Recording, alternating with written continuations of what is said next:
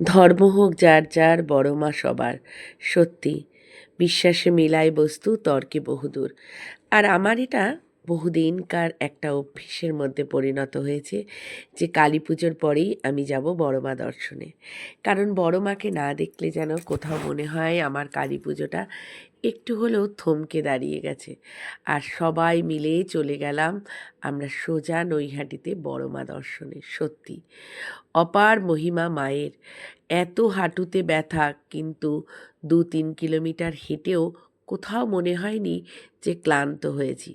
এটা হয়তো মায়েরই একটা কৃপা।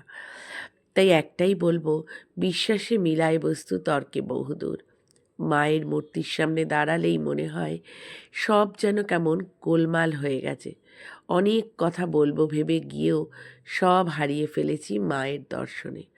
অসাধারণ রূপ মায়ের। সত্যি এ মহিমার হয়তো কোনো মতেই বর্ণনা চলে না। আমি যখন ভয়েসটাও দিচ্ছি সেটাও আমার বাকরুদ্ধ হয়ে যাচ্ছে। মায়ের কাছে একটাই বলবো, সবাই ভালো থেকো, সবাই সুস্থ থেকো। মা সকলের মঙ্গল করুন, দুষ্টের দমন করুন, শিষ্টের পালন করুন। জয় বড় মা।